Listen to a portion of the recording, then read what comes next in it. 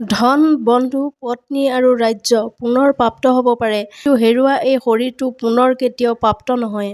কোনেও শক্তিশালী মনক পৰাজিত কৰিব নোৱাৰে। আনৰ ভুলৰ পৰা শিকক, কিয়নো আনে কৰা সকলোবোৰ ভুল আপুনি কৰিবলৈ আপোনাৰ হাতত সিমান সময় নাথাকে। আটাইতকৈ ডাঙৰ গুৰুমন্ত্ৰটো হ'ল কেতিয়াও আপোনাৰ গোপন কথা কাৰো সৈতে ভাগ বতৰা নকৰিব, নহ'লে ই আপোনাক ধ্বংস কৰিব। যদিও এটা সাপ বিষাক্ত নহয়, তথাপিও বিষাক্ত হোৱাৰ অভিনয় কৰে। এজন মানুহ জন্মগতভাৱে মহান নহয়, কামৰ দ্বাৰা মহান হয়। নম্ৰতা হৈছে আত্মনিয়ন্ত্ৰণৰ মূল। ঈশ্বৰে কাঠ বা শিল বা মাটিৰ মূৰ্তিত বাস নকৰে।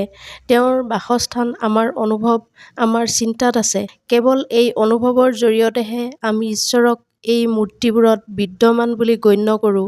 শিক্ষা হৈছে সৰ্বশ্ৰেষ্ঠ বন্ধু।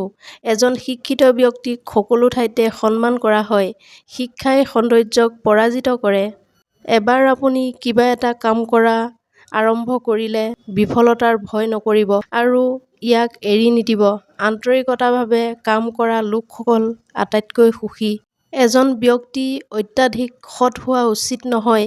পোন গছবোৰ প্ৰথমে কাটি দিয়া হয় আৰু সৎ লোকসকলক প্ৰথমে মাৰপিট কৰা হয়। যি তেওঁৰ পৰিয়ালৰ সদস্যসকলৰ সৈতে অত্যাধিকভাৱে জড়িত, তেওঁ ভয় আৰু দুখ অনুভৱ কৰে, কিয়নো সকলো দোষৰ মূল হৈছে আসক্তি। সুখী হ'বলৈ আসক্তি বৰ্জন কৰা উচিত।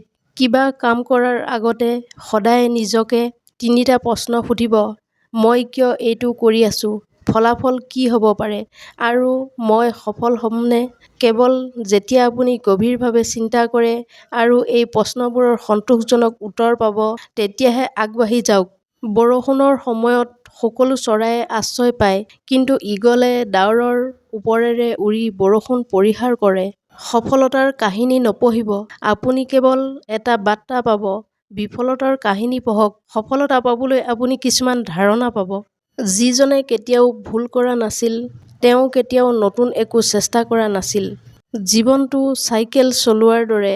আপোনাৰ ভাৰসাম্য ৰাখিবলৈ আপুনি আগবাঢ়ি থাকিব লাগিব। যদি আপুনি সদায় খং কৰে বা অভিযোগ কৰে, তেন্তে মানুহৰ আপোনাৰ বাবে সময় নাথাকিব। আত্মবিশ্বাস আৰু কঠোৰ পৰিশ্ৰম হৈছে বিফলতা নামৰ ৰোগটো কমাবলৈ সৰ্বশ্ৰেষ্ঠ ঔষধ। আপুনি কৰা প্ৰায় সকলোবোৰ কামৰ কোনো গুৰুত্ব নাথাকিব পাৰে, কিন্তু আপুনি কাম কৰাটো গুৰুত্বপূৰ্ণ। ই আপোনাক এজন সফল ব্যক্তি কৰি তুলিব। সফল ব্যক্তি হোৱাতকৈ এজন মূল্যৱান ব্যক্তি হ'বলৈ চেষ্টা কৰক। অসুবিধাৰ মাজত সুযোগ থাকে। কামে আপোনাক অৰ্থ আৰু উদ্দেশ্য প্ৰদান কৰে, আৰু ইয়াৰ অবিহনে জীৱন খালী। যদি আপুনি খ্যাতিৰে জন্মগ্ৰহণ কৰে, ই এক দুৰ্ঘটনা। যদি আপুনি খ্যাতিৰে মৃত্যুবৰণ কৰে, তেন্তে এয়া এক সফলতা। আপোনাৰ সুখ আপোনাৰ ওপৰত নিৰ্ভৰ কৰে, কেৱল আপোনাৰ ওপৰত।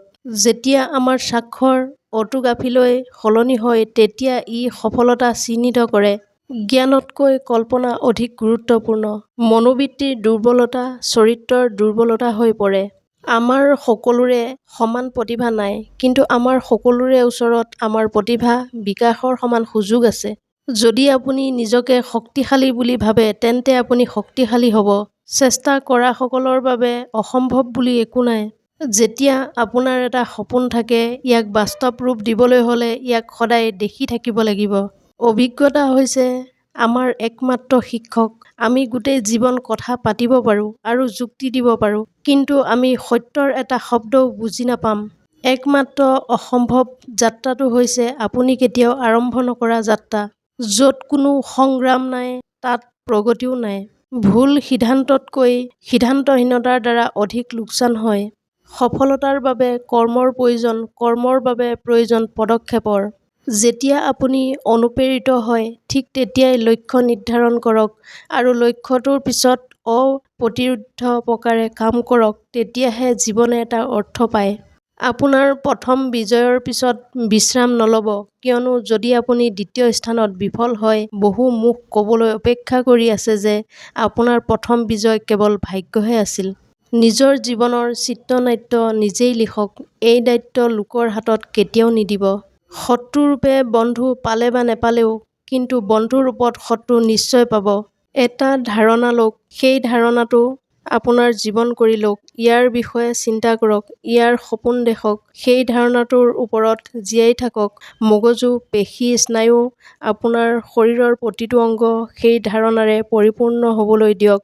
অন্য কোনো ধৰণৰ ধাৰণাক মনলৈ আহিবলৈ নিদিব। এয়াই হৈছে সফলতাৰ উপায়। বন্ধুসকল, ভিডিঅ'টো ভাল লাগিলে মোৰ চেনেলটো ছাবস্ক্ৰাইব কৰিবলৈ নাপাহৰিব। নতুন এটা ভিডিঅ' লৈ আপোনালোকৰ ওচৰলৈ আহি আছোঁ। তেতিয়ালৈকে আপোনালোকক ধন্যবাদ।